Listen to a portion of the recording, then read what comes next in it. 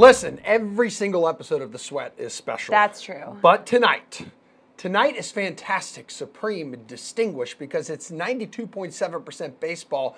And we've got a smorgasbord of analysts hopping on with us, with Jessie and myself, throughout the next 60 minutes. Yeah, starting with DK Live content manager Alex Jankowski. Janko! Now, earlier today, DK Live released its list of the top 100 hitters and top 50 pitchers for the 2019 MLB season. And we're going to be sharing the list and highlighting some of the more interesting players on this show. But Alex, can you explain to us and the people at home, because we don't know, how this whole process worked, like how everything came together, how you guys did this math? Yeah, there was math. I picked up a calculator for maybe the first time in about at least 10 years. Was it a TI-89? Yep, played a little Snake as well. But love it. Pretty much so we're usually focused on daily fantasy, wanted to give some love to the season-long folks out there. All 8 of our MLB writers contributed. Basically, they all ranked their own top 100 hitters, top 50 pitchers, and then I pulled out said calculator, put it all together to come up with a consensus ranking. I think it's pretty cool. It's pretty telling as well. Obviously some people are going to rank based more on upside. Some are going to look at higher floors or consistency. And you kind of are able now to kind of cut through all of that, weed it out, and get to a pretty even keel number for each of these guys. And as we go through them, you'll see some, the difference was maybe only about 10 spots between where one person ranked them and another. Others, you're talking about 30 or 40 spots or not even ranked at all. So it's pretty interesting to then kind of open the discussion there and kind of see where those points are. So when you're having your season-long draft, you can realize, okay, I can wait a little bit for this guy, or I need to go up and get this guy because everyone else wants to draft him so much earlier. Okay, let's bring in the rest of our MLB panel, the usual suspects here on The Sweat. DK Live, Steve Buchanan, and his good buddy Julian Edlow, who appears to be holding a plastic bat. Very intimidating Baseball's stuff. here. Yeah, Let's look really ready go. for it. Diving into these rankings, though, more specifically some of the top fantasy hitters first up. We'll start at the bottom, work our way to the top, looking at hitters 100 through 91. One player in this group who stands out is Milwaukee's Ryan Braun, coming in at 92, ranked as high as 61, not even in the top 100 by others. So why the discrepancy here, Jules? I think it's just been because Ryan Braun has fallen off the map over the last handful of years from, an elite hitter to a guy that's a little bit of an afterthought, but he's still going to be right in the heart of that Brewers order. You saw we have him 92 overall on our consensus list. I was one of the people that included him in my top 100, although I had him at 97. So I wasn't far off from the consensus, but I did have him in that top 100. Whereas others didn't. So, if you just look at the numbers with him, he hit 254 last season, 20 homers, 64 RBI, that in 125 games. He only played 104 games the year before, so that was kind of the year that we started forgetting about Braun. But back in 2016, he had a decent season then with 30 home runs and 90 RBI. So I guess we have to see if he's on the field for more than 125 games, which he hasn't done in 2 consecutive seasons, is he still going to be that guy that can, flirt with 25 home runs, 90 RBIs? I think he has a chance to be, but it's something that we're going to have to wait and see this season. That's why we're going to be hesitant and put him in the back end of this top 100. Yeah, Steve, what do you think? His 256 batting average and 313 on-base percentage, they both mark career lows for him. Yeah, I had him ranked 95th overall. And, personally, I'm not huge on taking aging outfielders who don't have the luxury of going into the DH spot when they need some rest. Is he a good bet for, double-digit home runs and possibly stolen bases? Yeah, absolutely. But we've seen the power slide a little bit over the past 3 years. It's not a huge dip, but it's heading downward over the past 3 years. And then the on-base percentage hasn't been as stellar as it once was either. So just mixing all those together, look, like I said, he's almost a lock for double-digit home runs, double-digit steals, but he's not going to be that guy that's going to be a huge difference maker on your team. So in the top 100, he definitely needs to be there, but man, it's right on the fringe there. He's getting close to getting knocked out. All right, Janko, where'd you have him ranked? Because this is a guy who's inching closer to the downside of his career. Yeah, I would more or less agree with where he came in. The back end of the draft too, it depends what your team shakeup looks like prior to that. Usually I like to go with more upside, maybe younger guys getting called up. But at the same time, because it's no fun to pick Ryan Braun, a guy who's been around as long as he has. I do think, though, there is a little bit more upside, just given where he's been in the batting order right now, hitting third in spring, behind Christian Yelich, right ahead of Travis Shaw. He also said he's tinkering a little bit with his swing, trying to get a little bit more of a loft, a little bit better launch angle. So, who knows necessarily. That offense is going to have to score runs, though, given, the shape of their pitching staff. So a little bit of upside. But, yeah, I mean, in the 90s is about where he should be. All right, moving on to hitters 90 to 81. So Tigers first baseman Miguel Cabrera only played 38 games last season after rupturing his left bicep tendon. Another player on this list that was not ranked in the top 100 by some. So how did he land at 83 here, Steve? Yeah, so anybody who didn't rank him in the top 100, we might have to talk to Alex about maybe not having them contribute for this upcoming MLB season. I mean, I don't see how you can't have him in the top 100. I mean, sure, he's coming off an injury-shortened season, but he still possesses a great ability to get on base. He still has some pop in his bat. Look, the offense around him, it's not that great, but Cabrera on his own, still good for over 15 home runs, still around 75 to 80 RBI. And then the first base position doesn't feel like it's as deep as it's been for so many years coming down. I think there's a lot of question marks that we have to take into consideration at first base this year. So Miguel Cabrera should absolutely be in the top 100 here. So people who left him off, and whatever.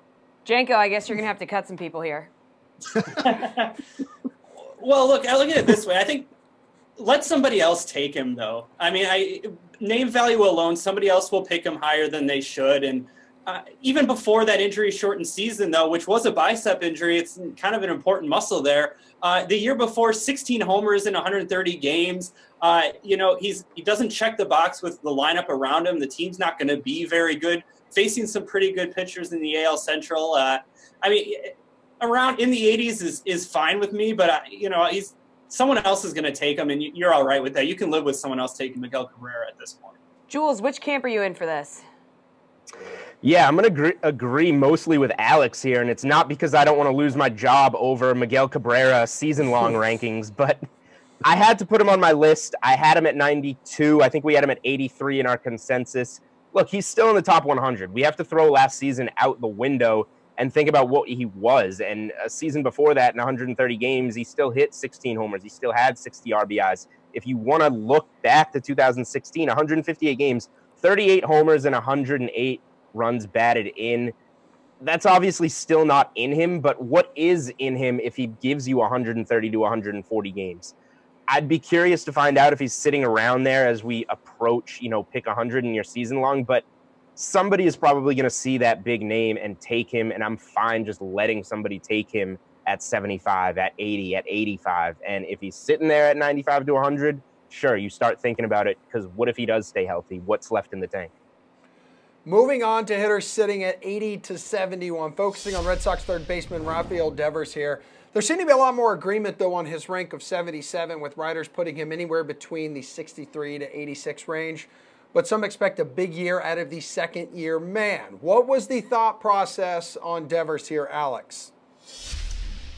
Yeah, so I think the thought process is there's just such a logjam of talent in that lineup that you really can't move him too much higher and give him a better ranking. I mean, I know technically there's no limit to how many runs the Red Sox can score, but when you talk about, obviously you got Mookie Betts, JD at the top there for targets on the Red Sox, but then you also got Benintendi, Bogarts. You'd have to move one or two of those guys down a little bit if you think Devers is going to take the leap to justify taking him maybe inside the top 60. But look, he obviously checks the lefty hitting in a lot of really good left-handed ballparks there in the AL East, and kind of righted the ship a little bit in the second half of last year. But I think it's a pretty good place where he should be right now. I don't think you can put him any much higher just because of how good the rest of the team is around it. Julian, Alex Cora, the Red Sox manager, seems to think this is going to be a breakout year for this kid, only 22. Yeah, I kind of tend to agree. I know he was 77. I think I had him 77 as well. So this is a guy that I would reach higher on. This is somebody that is the complete opposite of Miguel Cabrera and Ryan Braun, who are on the way down. What do they have left in the tank? These grizzled veterans that have been like MVP candidates. Rafael Devers' best is ahead of him. He was really inconsistent last year for the Red Sox. Sometimes he would platoon at third base as the lefty bat. Sometimes they would try him as the everyday third baseman and he would fail. Sometimes they would try him as the everyday third baseman and he would succeed. He hit that left on lefty. He was the first left-handed bat to ever hit a home run off Aroldis Chapman, like that 102-mile-an-hour fastball that he hit out in Yankee Stadium. He has all the talent in the world, but the Red Sox have so much talent, he's buried down in their lineup. So, like Alex said, how high is he going to find his way in the lineup this year? But he's a really good hitter. He should grow in this Red Sox lineup, and there's not going to be much pressure on him because all the big names are where everyone's eyes go on this lineup. So this could be a year for a 22-year-old kid that hit 21 home runs last season to kind of fly under the radar and break out as a fantasy star, both in DFS and season long. Steve, how close is this overall 77 ranking to where you had him ranked? Yeah, I mean, I think it's a perfect landing spot for him. I mean, these guys have kind of taken most of the points here, but I mean, yeah, he's in such a prolific lineup that it's hard not to tab him for plenty of RBI opportunities. He's going to see plenty of pitches, even where he's in the batting order. And the Red Sox are obviously committed to having him learn how to hit better at the major league level. They're certainly not keeping him in the lineup because of his defensive abilities, because he's not very strong defensively. So they want him with the bat in there. He's shown the power. Great spot for him at Fenway Park. So I think it's a perfect landing spot, not too high, not too low. So I think he landed perfectly in the ranks. All right, guys, we're going to keep going on our countdown to the top after a quick break. We're going to peep our first group of pitchers right after Adam Levitan tells you who to avoid on tonight's 9-game NBA slate. It's an NBA Friday, 9 games on the slate tonight, and we're here to help you identify players you should avoid. Brendan Glasheen with Adam Levitan for Levitan's fadeaway. The Thunder took down the Blazers last night in Portland. Levy needed overtime to do it. Russell Westbrook had 37 points in 40 minutes. Russ and the Thunder at the Clippers tonight. Does the second night of a back-to-back scare you? Yeah, I think it scares me. It's hard to say that Russ will ever get tired, but if he ever will, this is the spot to do it. Back-to-back. Overtime, carried a really big load against the Blazers. 3rd game in 4 nights, 5th game in 7 nights. Also has to deal with Patrick Beverley's defense and so many point guards I want to play on this slate. Kemba Walker, James Harden. So I think we can safely avoid Russ here. Kevin Love has logged double-digit points and rebounds in 5 of his last 6. He's also drilled a trio of threes in each of the last 6 games. Why do these recent flashes of his talent not make it to South Beach this evening? Yeah, the price just keeps going up, up, and up on Kevin Love, and I thought he was a really, really good play last time out against Brooklyn, one of the best possible matchups for a center. Now goes down to Miami, one of the worst possible matchups for front courts. It's really tough, and I'm worried about this Cleveland team night in and night out. They have very little reason to push Kevin Love for a big ceiling of minutes, so as his price goes up, it gets scarier and scarier. Last one, Elfrid Payton, just $5K as the point guard, and the Pelicans host the Raptors. Payton may have cut his hair, but his minutes have grown in place of the injured Drew Holiday. Why are you down on Payton despite his recent uptick in playing time?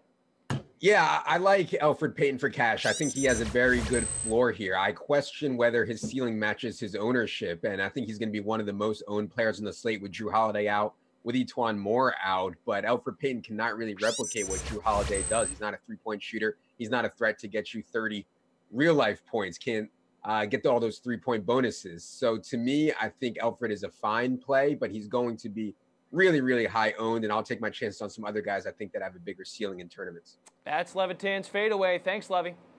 All right, good luck.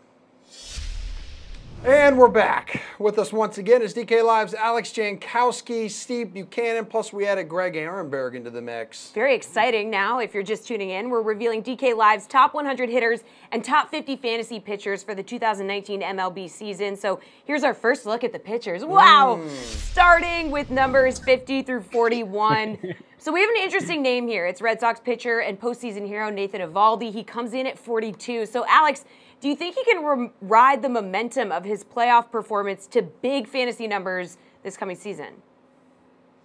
I mean, I was pretty encouraged by the entire season that Eovaldi had last year. You know, before he got hurt, missed all of 2017. 2016, his K rate was right at about 7, jumped up to 8.2. A lot of that bringing in a cutter that he threw almost as much as his regular four-seamer really helped him get some swings and misses there. And you know he's also going to get run support too. We just got done talking about how great overall that Boston lineup's going to be. So I like him a little bit. I like left-handed pitching in the AL East a little bit more than right-handed pitching. And, you know, we'll see how he falls into that, for him on the Red Sox. But 42, I'm okay with that. Greg, welcome. Where do you sit on this one? Thank you. Yeah, of course. Happy to have you. So here's my feeling on Eovaldi. He's somebody who I've always been relatively high on as a pitcher. He's got ridiculous stuff. Like, he's a starter who could throw 102 miles per hour. The issue has always been that he's hurt. Always. He's never had a healthy season as a starting pitcher. So we look at what he did last year. I think a lot of people are going to want to draft him higher because of how great he looked in the postseason. But to me, that's a little bit of a red flag just in terms of he had a longer season than he would normally had. And I don't know how that's going to bode for him health-wise this season, because not only did he pitch deep into the postseason, but the reason he's kind of this folk hero is because he had that ridiculous game where he came out of the bullpen. He just wanted to pitch forever. He never wanted to come out of the game. And those are the types of outings that we could see have long-term health issues for pitchers.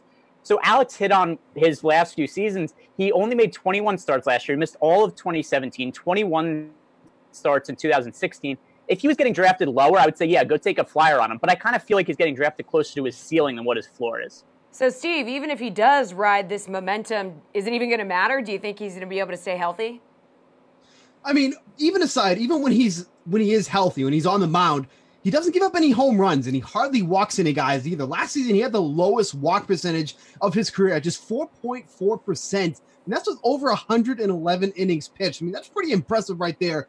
You're not drafting him for the strikeout, so he's not a power pitcher. He can throw like the best of them, but he still strikes out less than a batter an inning. The thing with Eovaldi, though, he's not going to hurt you really in any categories. He's not going to hurt you in ERA. He's not going to hurt you in WHIP, and he should get plenty of wins with that lineup backing him behind him. So I think he's landing in a perfect spot here in the ranks. The crew did a really good job taking him there. And, even with the allure of what he did in the playoffs, he was just such a great pitcher once he moved over to Boston. And with all the favorable parks for the hitters in the AL East, he still got it done there. So I have no problem with taking him in that spot. Moving right along to pitchers 40 to 31. Cleveland's Shane Bieber makes the list at 35. He had a solid rookie season here, guys, going 11-5 for the Tribe. Greg, do you expect bigger things from him this season? I'm a little mixed on Bieber for this reason. If you look at his major league numbers, he struck out over a hitter per inning last year, a little over 9 per 9 innings. But the issue is he was never that kind of a strikeout pitcher in the minor leagues, and typically we wouldn't expect somebody to strike out more major league hitters. We would expect their strikeout rate to regress a little bit in the majors. So I think that's going to take a little bit of a step back. But if we look at his ERA from last year, he had a really high BABIP. It was at 351. His FIP is significantly lower than what his ERA was. So I think that there's a little reason to think that he's going to regress in the strikeout numbers, but pick it up in the ERA numbers, which is going to kind of balance out a little bit. In terms of what he's like as a prospect, he was never really an elite prospect, but he was always kind of like a middle-of-the-road type of pitching arm. So therefore, I think that he's kind of more of a safe pick than a high upside pick. Like, I don't think he's ever going to be an ace-type pitcher, but I think that he should be somebody who finishes like in the 30 to 40 rank range as a pitcher. Steve, you all mixed up on this guy as much as Greg is? He's a bit confusing. His numbers were great overall, but when you look at his splits, holy crap, he could not get out a lefty to save his life. It is night and day. But you look at what he did against righties and against lefties. So because of that, when he's facing a left-handed heavy team, he's an easy guy to pick on. But, some of these teams that are full of righties, yeah, you would just go with Bieber there and take him. So it's a mixed bag for him. His stuff looks good. Like Greg said, he strikes out over a batter and inning there. So that's always a plus as well. I think he's got a lot of promise, but, obviously that sophomore slump we always talk about can rear its ugly head now that they have more footage on him, more information on him, but he's really, really got to straighten out against lefties. That's definitely his biggest downfall so far that I can see. But in his spot, number 35, I think it's a good spot for him. Not a ton of upside that we know of just yet, but he's definitely someone that can hold his own on the mound. Janko, where'd you have Shane Bieber ranked? I think this was right around, I'm just going to go, I didn't do personal rankings myself, so I'm just going to go off whatever DraftKings had and say that it's right. And I think this one's pretty good. Touching a little bit more on what Buke said, 383 WOBA against lefties versus a 282 for righties. That's a pretty insane split that you see there. And in the AL Central, not a lot of great left-handed pitchers. At least there are on his team, but not the ones that he's going to have to face.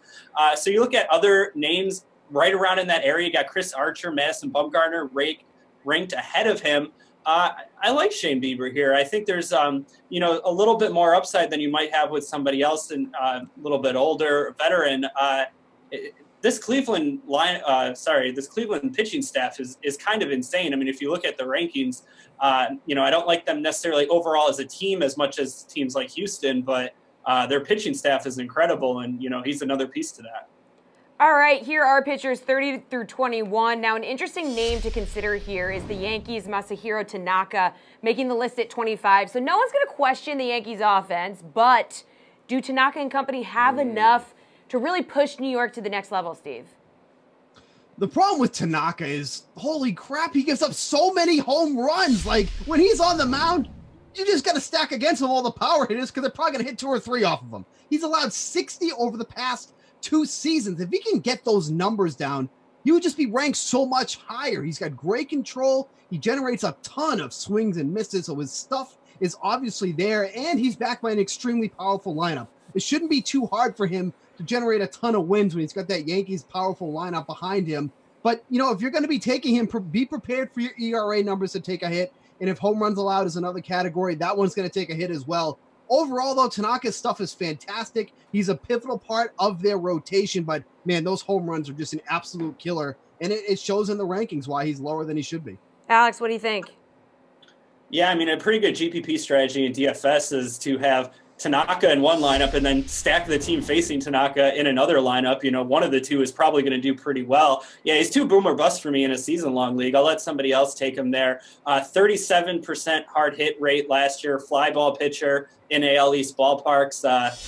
I'll let somebody else take him. I'm not really drafting him much this year. Greg, do you want to take him? So I think that there's team builds that Tanaka fits in. Like the guys said, ERA is always going to be an issue with him, and here's why the home runs are so high. If we look at the now, fly balls are becoming the thing that everybody's trying to hit fly balls. Everybody wants to hit home runs. That's what the stats say. That's what you want to do. You want to try to hit home runs, and it's not a mystery why. And if you look at what Tanaka throws, it's mainly a sinker ball, and sinker balls generally don't match up very well against fly ball hitters. Pitchers who throw a lot of sinkers tend to be more home run prone when the ball is hit in the air. So that's the reason that Tanaka gives up so many home runs. You add in the fact that he's pitching at Yankee Stadium, which is a stadium that tends to lend itself to more home runs. The ERA is always going to be inflated for him, especially in the modern era of baseball. But there's positives to him. He's going to get wins. He always strikes out more than a guy per inning. Really high swinging strike rate over the last couple of seasons.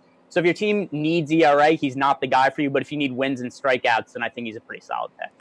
All right, nice work, dudes. Ton more exciting rankings to come on this show. But first, let's check in with Pierce Dietrich for a NASCAR price check.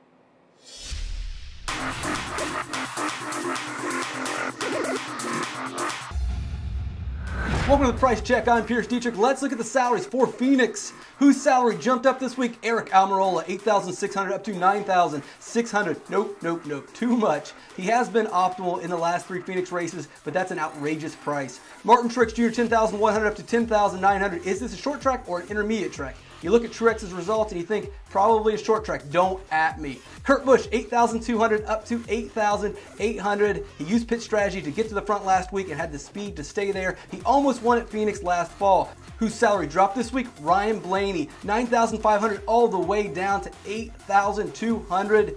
Wrecked at Daytona, pit road mistake at Atlanta, pit road mistake at Las Vegas. Penske's won 2 races already this season. Blaney needs to cut out the mistakes. Clint Boyer, $9,000 down to $8,400. A quiet season so far, but he has been a good short flat track racer. He won at Martinsville last year. Matt DiBenedetto, $6,700 down to $6,200. The DiBenedetto hype train, it has been shut down before it has even left the station. His average finish at Phoenix, 26th. Wah, wah. Favorite play of the week, Kyle Busch, $12,200. He's had the fastest race car this season. No one has been faster than him.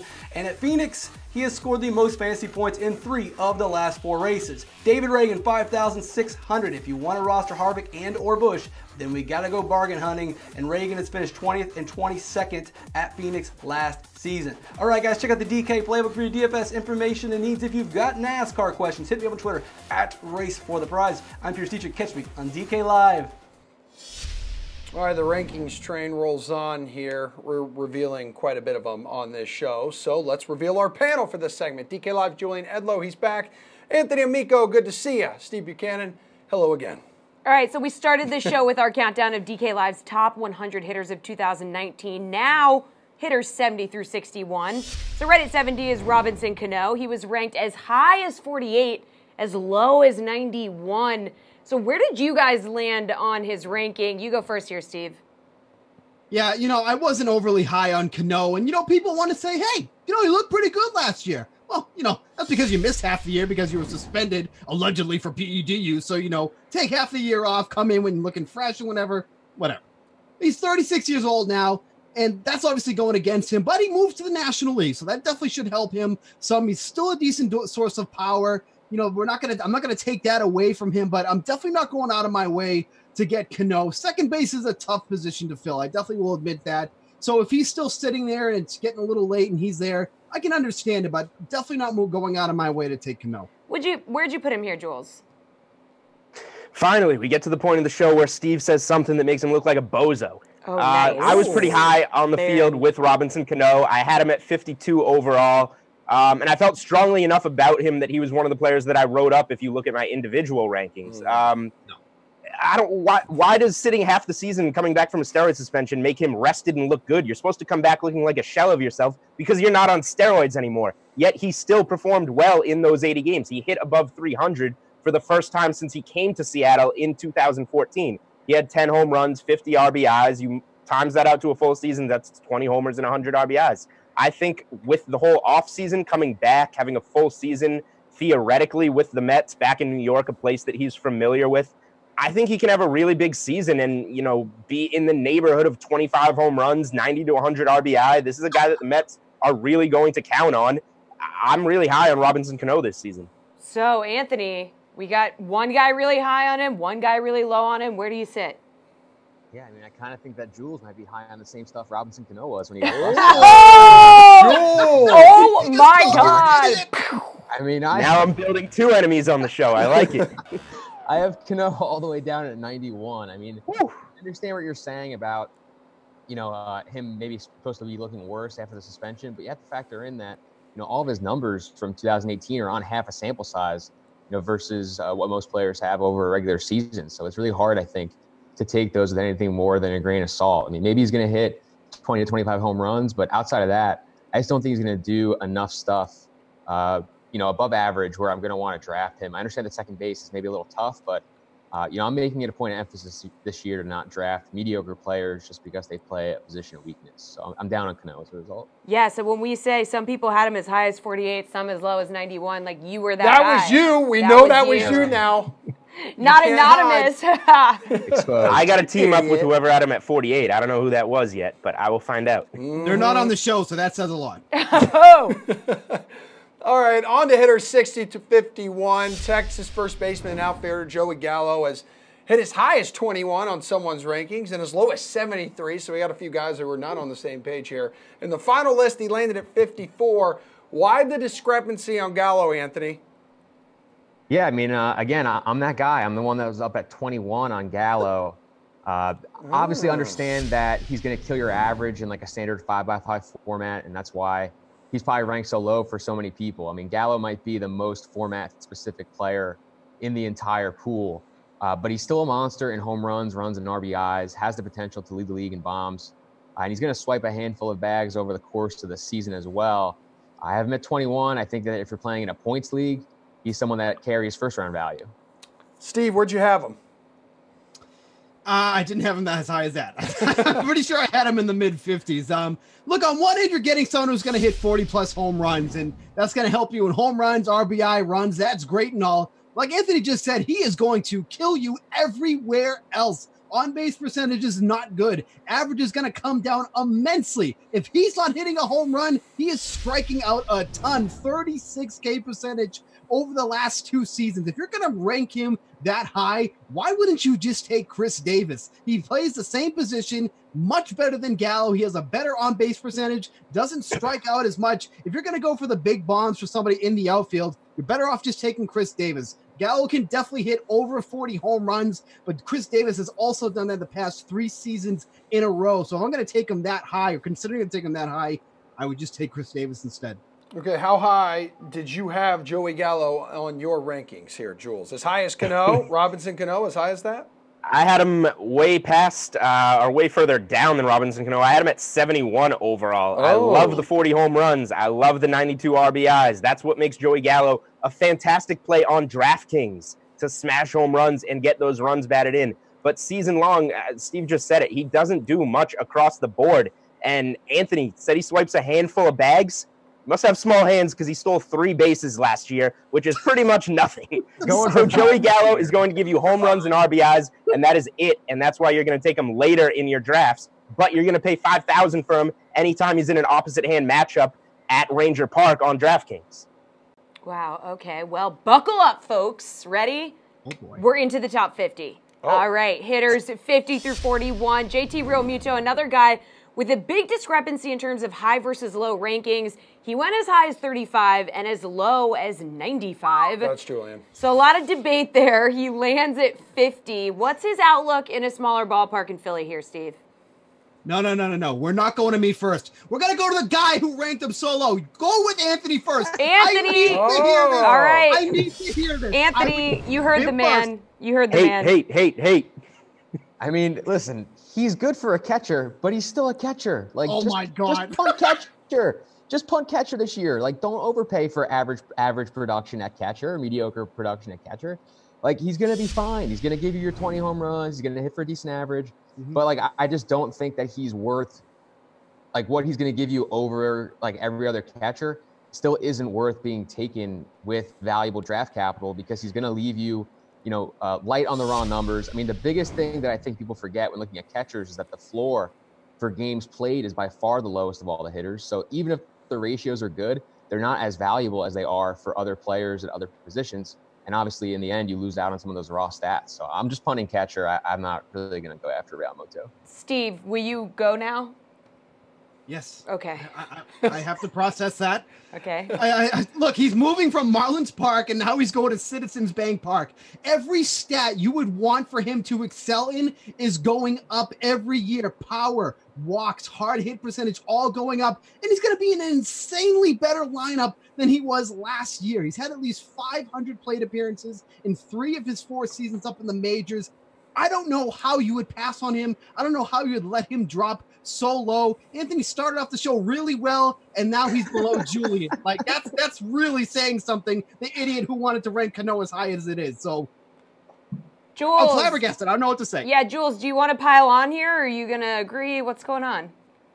I'm like Team Bukes here. I don't really have much to add to that. How could you not? I had him 57. Yes, extremely hot take. I had him 57th overall on my personal list. I think, look, what Anthony said, like when I'm building, and this goes to the Gallo point, when I'm building my DK lineups and I'm like, oh, I have to have this guy at first base. I have to have these couple of outfielders. I'm going to punt on catcher and find a guy that's maybe a little out of place and hitting, 4th or 5th tonight that's $2,300 or $2,400, a guy that's out of place. I'll do that in DraftKings and punt at catcher, but I think in season long, getting a catcher like Realmuto for your whole season is very valuable. He's played at least 125 games in 4 consecutive seasons, so maybe you want to protect yourself with a backup somewhere, but you're going to draft a backup at every position.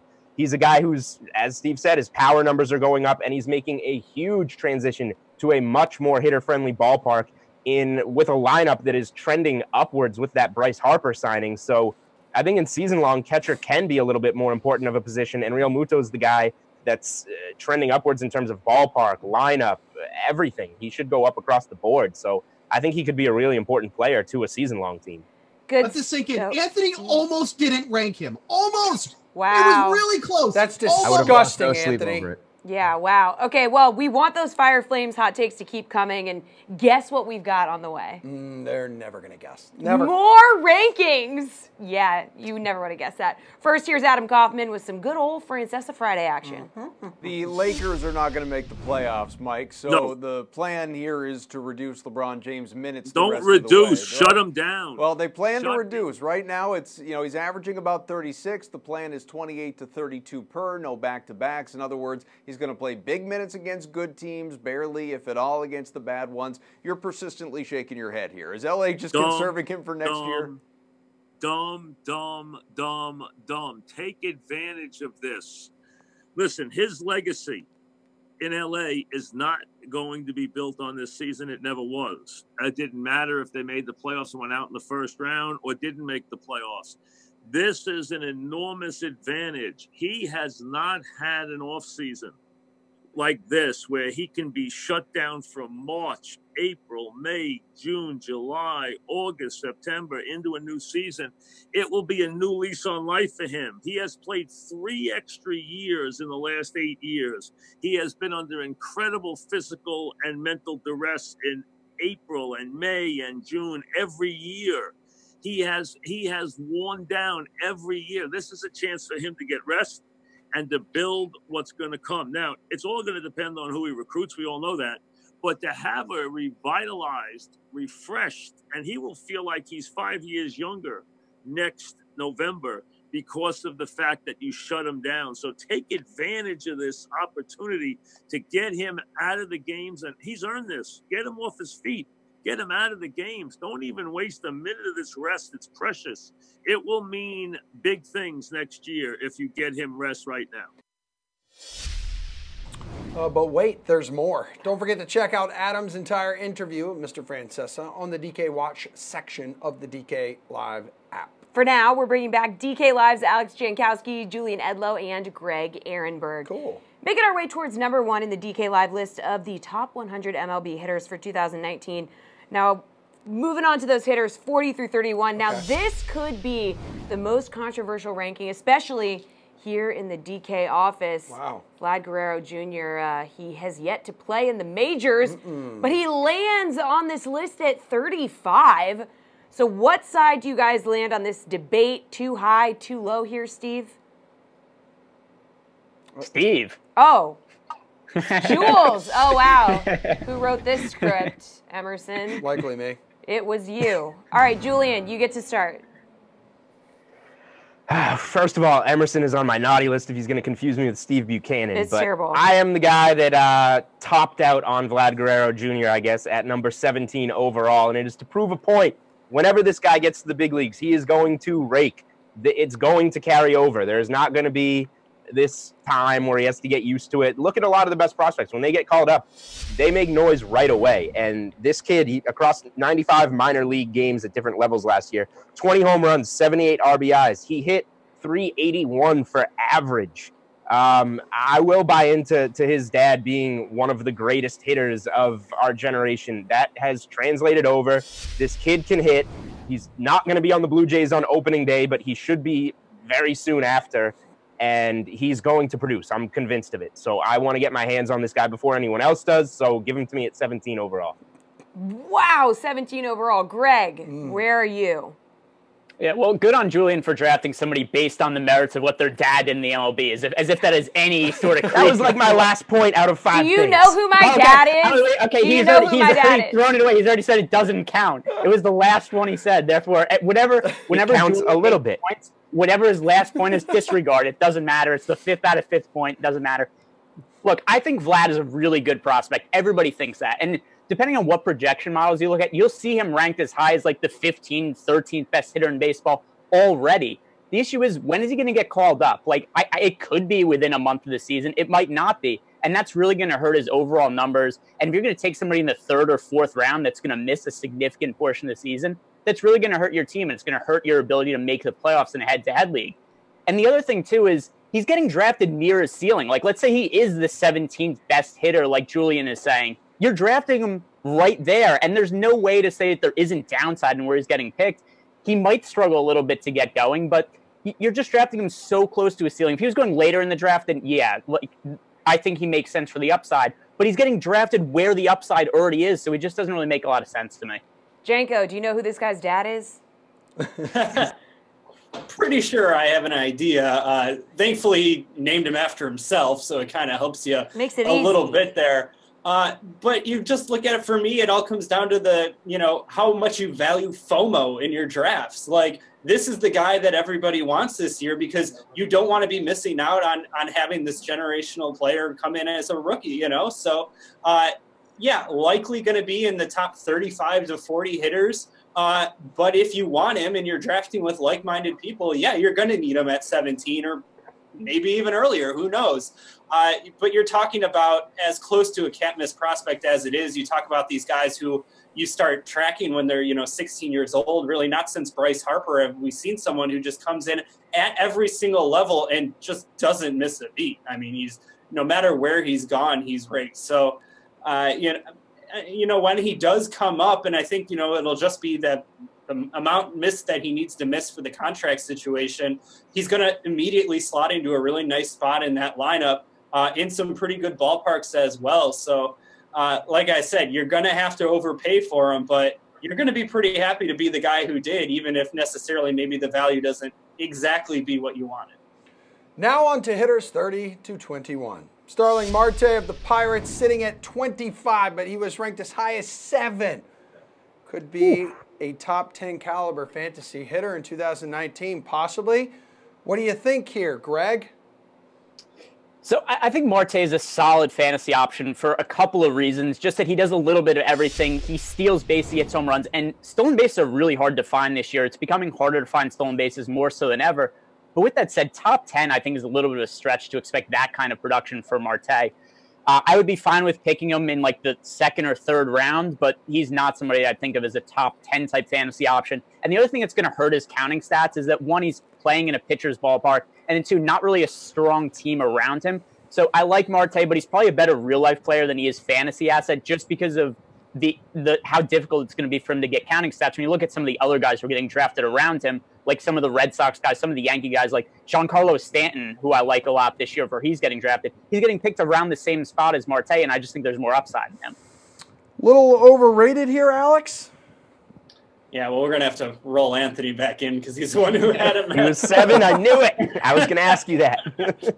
Man, he's going for broke this year. I think can work his way maybe into the top 15. And, to Greg's point, the thing I like most about him are the stolen bases and the fact he doesn't necessarily need a really talented team around him to produce. So he's going to get you good category coverage. But, yeah, I mean, when you're talking about investing a top 10 pick and, or just a top 10 hitter, you need all of those boxes to be checked, and I'm just not sure he does to the level that you would require for the top 7 hitter. Okay, Jules, where did you have him ranked? So I had him at 22 overall, so a slight bit high maybe, but for the most part with the consensus on him, and I thought I might have put him a little bit high. Look, he's a really good player. He has upside to be, in the teens. He played pretty well last year, the 20 home runs, 72 RBI. In 145 games, like those numbers, I don't think those can be that far off from a guy like Robinson Cano. What differentiates him is those steals, is that he's going to get on base more. He's just a more consistent player, and that's what puts him, in my rankings, 30 spots or so ahead of a guy like Cano. So I don't have that much to add to Marte. A guy that I was surprised, Gregory Polanco, his teammate on the Pirates, a guy that we didn't have in our consensus top 100. I had him at 81 in my rankings. He's a guy that I think goes hand in hand with Marte. They kind of have been a good stack in the past. Obviously, that's different in season long, but he was a guy I was surprised not to see in the top 100. One more Robinson Cano take from Julian, and I'm dunking his head in the toilet because the idea that he's always, like Robinson Cano. I don't think Robinson Cano can hit 20 home runs and 72 RBI. I would like to see someone's head get. He does that all the time. I'll say that. All the time, as in 10 years ago, not as in 1 year ago. Excluding a year that he played half the games. The year before that, I'm looking it up. Ask the next question. Interesting. No, that next question. Facts For only. PED use and both big Julian Edlow backers. Yeah, he's getting the facts. Hold on, he's getting them. All right, inside the top 20 now. Okay, hitters 20. Robinson Cano, 2017, 23 bombs, 97 ribbies. Let's go. Let's go. Okay, moving on. Hitters 20 through 11. Lots of big names here that switch teams. Machado, Harper, Goldschmidt, to name a few. So who stands out for you in this group, Alex? I'm going to talk about Harper. I kind of feel like Goldschmidt might be the better pick there, but just a little bit about Bryce Harper, because if you're in one of the stats, if you're not going off batting average, you're going off of on-base percentage, then you really want to target Bryce Harper here. MLB leading 130 walks last year. A lot of that had to do with just the lineup that was around him. Obviously, the Nationals underwhelmed quite a bit last year, and teams were just, hey, we're not going to throw you strikes. We're going to get the other guys out, and he was okay with letting that go. I think it's a little bit better lineup that's going to be around him here in Philly, so hopefully pitchers actually have to kind of pitch to him, but from an on-base percentage, he should be golden this year. Ooh, golden. I see what you did there. I see what you did there. Greg, where are you going on this? Yeah, good to have me go before Julian so we can look at some stats and figure out what it is he wants to talk Yeah. about. But if we look at Bryce Harper, he's somebody who's really hard to nail down because I understand there's a lot of upside in Harper. He was an MVP 4 seasons ago, but he's been so mediocre the last 3 years. Like, I wouldn't be surprised by any wide range of outcomes for Harper. Like, I wouldn't be surprised if he's in the top 5. I wouldn't be surprised if Bryce Harper ends up outside the top 50 hitters this year because if we just look at his overall counting stats, just wins above replacement for the last few seasons for Harper, he ranks as the 45th best hitter in terms of the last 3 years by wins above replacement. He just hasn't been that good. He has a lot of name value, and the upside is there because we saw that terrific season from 4 years ago. But he's come nowhere close to replicating it. And this idea that he's this great power hitter, I don't necessarily know if it's definitely true. He has 1 season with 35-plus home runs.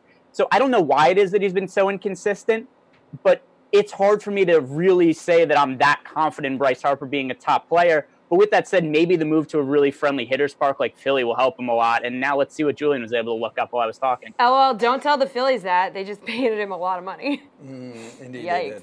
Julian. Julian, go ahead, man. Yeah. Greg, you have Trevor Story ranked 6th on your list. I think that's high. I want you to tell me his stats from 2 years ago because I don't think he belongs at number 6 overall on your list. Okay, fair. Okay, let's deflect. I'll say this. I don't know his exact numbers from 2 years ago, but I can generalize and make a point based on it. Number 1, he plays at Coors Field, which is obviously significant for hitters. He plays a premium position at shortstop, which is hard to find production at. But if you look at the big reason that I like Trevor Story and why he's made such a big leap in his game over the last couple of seasons, he hits right-handed pitching really well now. That used to be something he couldn't do. And I actually do know this off the top of my head. He had a 111 WRC plus against right-handed pitching last year. He was awful against right-handed pitching 2 years ago. So now Trevor Story has really fixed the biggest hole in his game. And I think that's something that allows him to be a guy who could be a first-round pick that he wasn't necessarily able to do a couple of seasons ago. So I just have good numbers memorized in my head. You go now. All right, WRC plus is for nerds. But my guy here is Paul Goldschmidt. I think he's being way too overlooked going to the Cardinals in the offseason. Nobody is talking about this. Everybody's going to talk about Bryce Harper right now. He hit 290 with 33 homers, over 90 RBIs in Arizona last season. This Cardinals offense has been really good in past seasons, but they've never had a centerpiece like this. I think Goldschmidt is going to help all the players around him and himself in St. Louis this season. Consensus, he was number 16. I was the highest on him, not that far off at number 12, but I think he's getting way overlooked with all the offseason transition going in MLB right now. All right, great job, guys. Before we hit you, though, with our top rankings, we'll take a quick look at tonight's NBA slate right after Brendan gives us the lowdown on the 4 NHL games on tap this evening. What's up? It's Brendan Glasheen with your DraftKings Fantasy Flash. 4 games in the NHL tonight, 3 of which are available as DraftKings Showdown contest. So take your pick and let's do that hockey. We're going to focus on Jets Hurricanes. 2 playoff teams from opposite conferences squaring off in Raleigh. Carolina coming off a loss in Boston Tuesday night, but still, Canes are one of the hottest teams in the league, 21-6-2 in their last 29. Right winger Justin Williams has been a big part of their success lately. 6 goals and 4 assists over the last 10 games. Williams finished with 6 shots on goal, second most for Carolina, and a goal against the Bruins the other night. The 37-year-old captain should help patrol a bounce-back effort for Carolina. He's the first player you'll find under 5 digits, priced at $9,900 for this contest. Here are the reasons. 1, few days of rest. 2, productive at home. Williams a +5 as opposed to a -8 on the road. Number 3, coming off a loss. And number 4, Winnipeg's playing its 4th game in the last 7 days. Good spot for Williams to help you win some cash.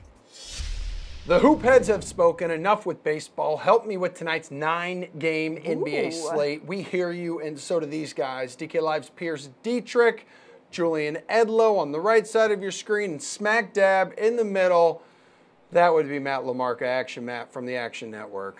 All right, let's talk building blocks, guys. So who you're going to build your lineups around at the following price points. So in the top price category, who is the highest price building block you're going to center everything around tonight, Jules? Yeah, I'm actually going with Bradley Beal here for $9,500 against the Charlotte Hornets. A little bit untraditional. There are some guys, Westbrook, Harden, to pay up for on this slate, but I like this Charlotte-Washington game a lot. Beal's been really good lately. He's scored over 50 DraftKings points in 8 of his last 10 games. And he averages 55 DK points in the 2 matchups against Charlotte this season. I memorized all those numbers. I have a ton of baseball numbers in my head. Look at my memory. I can do numbers. Bradley Beal, huge game coming up against the Charlotte Hornets. Okay, Greg. Okay, cool. Pierce, where are you going? Fun fact, Bradley Beal's dad didn't play in the NBA, so can't really quote that. But also you got to remember, whatever the last stat. I thought the basketball panel was going to be nice to me. Okay? So whatever the last one was, toss it out, doesn't matter. I like James Harden, and no one's talking about James Harden at all. And you look at the top players in this slate, there's really no one that you can have confidence in that can get 80 fantasy points other than James Harden. And you're going to get him at low ownership tonight with no one else that's really stepping out. And he's playing a fast-paced team in Philadelphia. It's good news that Simmons is going to play, so this game should stay close. Harden should be on the court the whole time, but they're without Embiid, so the pick and roll should work really well. If you're looking for that possible 80-point game, you could get that tonight at low ownership. That's how you win a GPP. All right, mid-tier mania. Well, do you want to get Matt's? Yeah, I guess so. Matt, who are you paying up for? Matt, listen, I got you, dude. I got you. Honestly, Thanks, I can't wait for this day to be over. Listen, I like Harden tonight. Harden is a very strong play.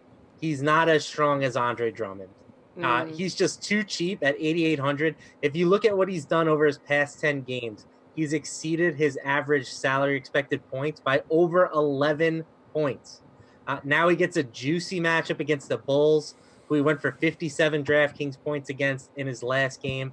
And it's just too cheap. We have him as having the third highest ceiling projection in the Fantasy Labs NBA models, but just the 12th highest salary. It's too good a spot to pass up, and I don't hate the idea of pairing him with Harden. All right, we're going to let you go now. Okay. Thank you. Pierce, who's a great mid-tier building block to complement the guy you just spent big bucks on? I'm going to go back to Jeremy Lamb, and a lot of people are not going to go there. He burned everyone the other night, but we had some pretty unrealistically high expectations for him. And he didn't completely destroy lineups, but it wasn't an easy matchup against Miami. It was a slower game, and they were getting beaten by 17 points with 5 minutes left, and they just pulled him from the game. Typically, with Jeremy Lamb, we get 33 minutes, 25% usage, and we're going to get that tonight against the Washington team. It's going to play at a higher pace. They're a worse defensive team. He's going to be able to stat peripherally, and look, no one's going to play him. Well, he's going to get ownership because Charlotte is very popular tonight, but his ownership is going to be less than what it is because of just recency bias. So go back to Lamb. He's been fine. He plays on that second team. He gets plenty of points and usage. Just ignore the last game.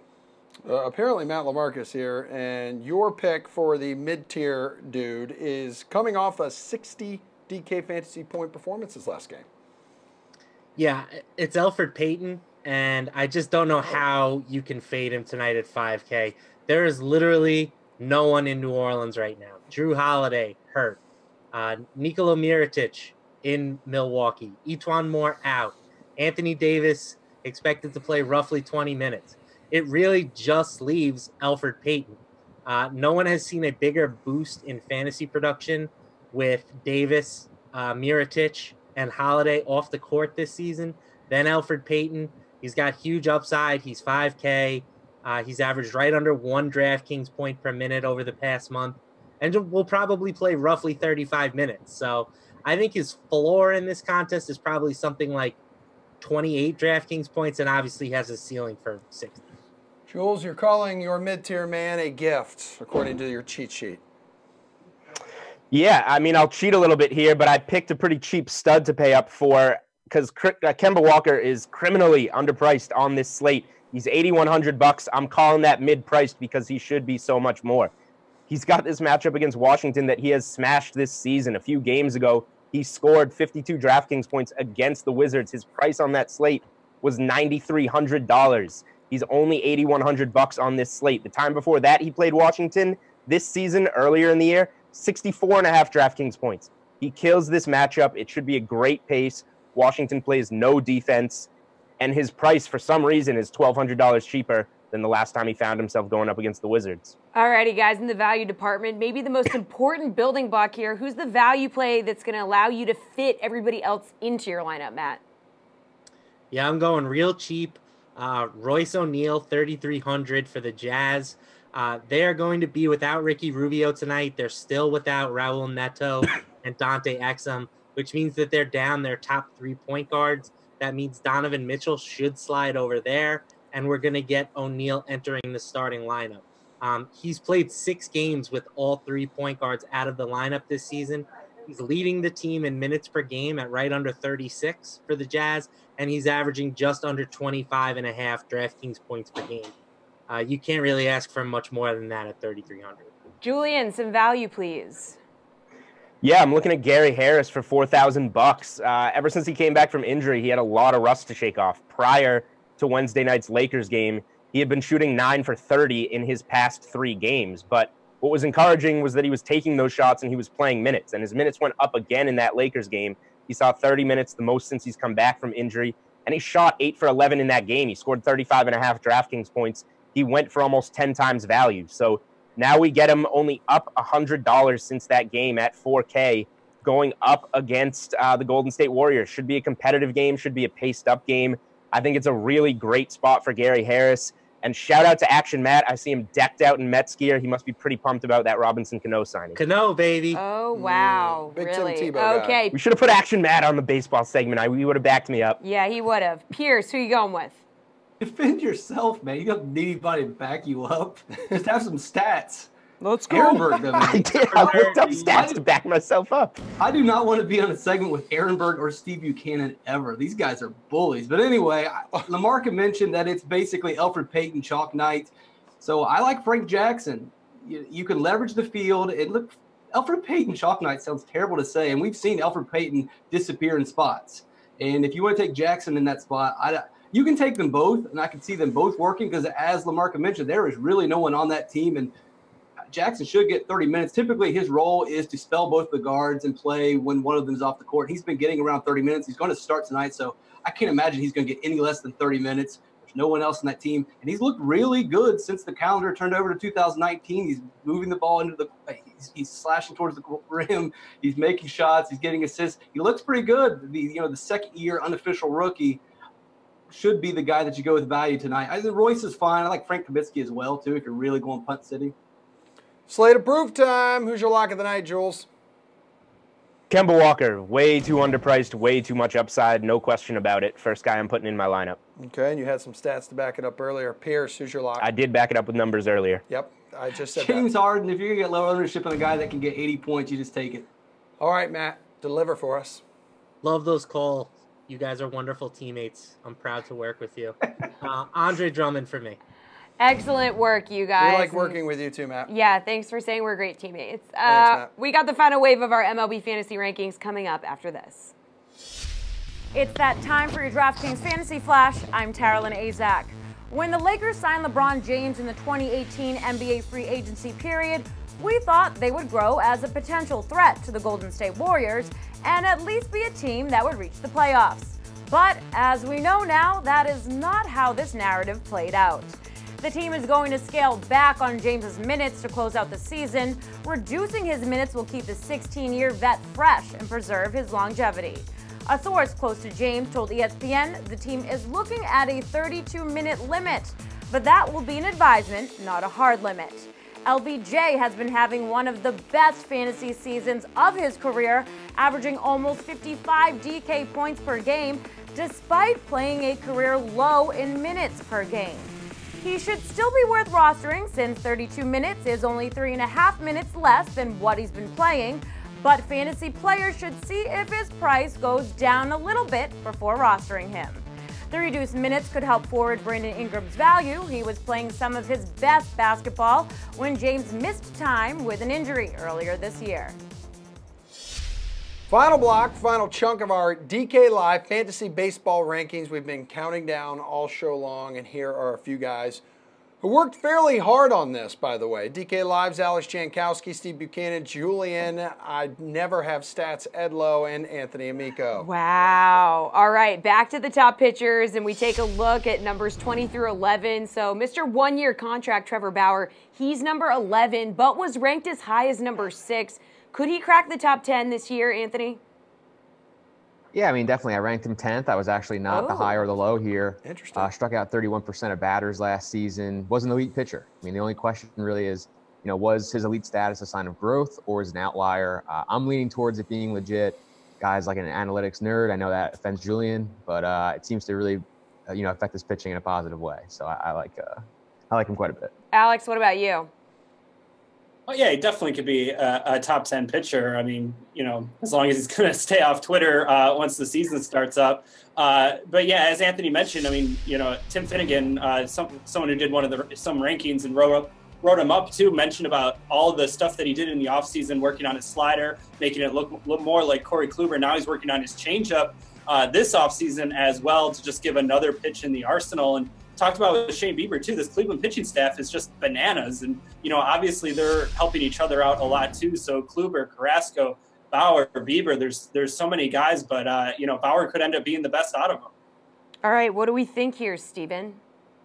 Yeah, I mean, he took a massive step forward last year from just on the mound, his presence, everything. He posted some really elite numbers as well. I mean, his K percentage jumped from 26% in 2017 to 30% in 2018. Swing and miss rate went from 9.2% to 13.3%. I think he has a really legitimate chance of ending up in the top 10 this year. He's just got some elite stuff, and we're looking forward to seeing how he progresses this year. Julian sometimes has stats Edlow. What up? Yeah, Trevor Bauer's a pitcher, so that means he throws the ball and tries to strike people out. He's pretty good at it. I was kind of low on him. I had him at 18 overall in my rankings, but I will say that after that 6-7 range for me, I thought I was pretty close on the guys, from 8 to the late teens. So he easily could have been higher. I just chose to put him down because I liked some other guys better. But he obviously had a career year. He had a lot of strikeouts over the 200 mark. He cut his ERA in half, which was huge for him. This Cleveland rotation is really good. I just don't know. We've only seen one season like this of Trevor Bauer, and he's been a guy that's been over 4 in terms of ERA for the rest of his career. Can we trust that one season? So I knocked him down a little bit because he's only shown it to us once. He's going to have to do it again. Can he be in the top 10? Of course. He's 11th in our consensus rankings. All he has to do is do what he did last season. But for me, we've seen a lot more worse seasons from Bauer than the one we saw last season, so he's going to have to prove it to me. Let's finally reveal the top 10 pitchers. Woo! All the big names: Scherzer, DeGrom, Sale, Verlander, Snell, who is a good friend of the program. Remember our buddy with the Rays? He's our boy. Okay, obviously an amazing year for him, Mr. Snell. 21-5, 1.89 ERA. Ranks number 6 on your list. But how confident are you he can recapture last year's magic? Alex? Not super confident. I hate to say that of a friend of the show, but there's definitely some signs that regression could be coming. BABIP all the way down at 241, strand rate up at 88%. His FIP was a full run higher than his ERA. I'm just going to hold off, let somebody else take him, grab a guy like Bauer or maybe Walker Buehler later on. Not big on Snell this year. All righty, the AL Cy Young Award winner last season, Steven. You confident in this guy? Yeah, I'm with Alex here. I think he's going to see a healthy amount of regression this year. I mean, and also one thing, too, the Rays lost a lot of firepower in that lineup for this season. They don't have C.J. Cron. They don't have Jake Bauer. Those guys combined for 41 home runs, over 120 RBI. And then, like Alex said, strand rate of 88%. That was the highest in the league. That is not sustainable. That is not something you're going to see somebody repeat over and over again. Is he going to do well? Absolutely. But the Cy Young is not going to be going to him this year. I think I had him at 10. I think that was actually a little bit generous too as well. But yeah, I think we're going to see a big drop in him this year. Jules led the American League in wins and ERA in 2018. Can he rework that magic again this time around? I don't think he's going to win the AL Cy Young again. I don't think he's going to lead the AL in wins, but I had him at 5th in my list. I don't think there's going to be much regression here. Unlike Bauer, who year after year has kind of had this mediocre career and then shows up out of nowhere, Snell has been trending in the right direction in his young career, and he's still young. I think he can build off of that season that he had with Tampa. I'm not necessarily as worried about the bats that they lost. They were kind of a grinded-out offense to begin with. I'm not really looking at Tampa's offense when I'm looking at Snell. Maybe it cost him a couple wins. I do expect his win output. That was kind of fluky last season. That will take a step back, so maybe we lose some points on wins. But I expect, the stuff that Blake Snell throws, I think that should stay the same. And he did that in the AL East, maybe the best division in terms of competitive lineups to pitch against. So I saw some encouraging signs from Blake Snell, who's young and trending in the right direction. Anthony, did you have Snell ranked in your top 10? Yeah, I had him at 9. Okay. I mean, I'm pretty much Close. right in between these guys. I agree with the regression points. I think that all those things are fair and definitely will, most likely occur. But the biggest change that Snell made was skill-based. I mean, the K rate was up 10% to 50% overall change in his, 2017 numbers. So, I mean, that skill-based change, I think, speaks more volumes to me than anything else. I still expect him to be one of the game's best pitchers. It's just a matter of the, luck-based stuff, especially with the wins. Going his way again. So, I mean, even if that stuff doesn't happen, he's still going to be a top-end pitcher. Still think there's a lot of reasons to like Snell. Last but definitely not least, the top 10 hitters for the 2019 MLB season. So we got MVP candidates abounding here. Betts, Trout, Jose Ramirez, Christian Yelich. But who stands out to you the most in this top 10, Steve? Jose Altuve. I'm honestly not sure how he cracked the top 10 amongst everybody here. I mean, everybody can point out and say, oh, he had the knee injury, so it derailed the season, blah, blah, blah. He wasn't this offensive juggernaut even before the knee injury came down. I mean, midway through the season, he had 9 home runs, 14 stolen bases. At this juncture, I don't feel like he's a top 10 hitter currently. I would happily take Trey Turner over him. I had him ranked 6 overall, which I think was the highest out of everybody. I just don't see it for Altuve right now. He's in a great lineup. He's going to hit, he's going to get a good batting average, but I just don't see it right now. I think he's going to start to regress a little bit here. If that knee injury still continues to bother him, he's not going to be stealing bases. Trey Turner is a much better option here. So I think Altuve in the top 10 was pretty surprising for me. Jules, who jumps out to you in this top 10? Yeah, Nolan Arenado, to me, I had him at number 3 overall, which, I mean, I think that's fine. I know we all had him in the 3 to 5 range, but I think he's just the guy in that top tier that not as many people are talking about. Everybody's talking about, we all had Mike Trout at number 1. We all agreed there.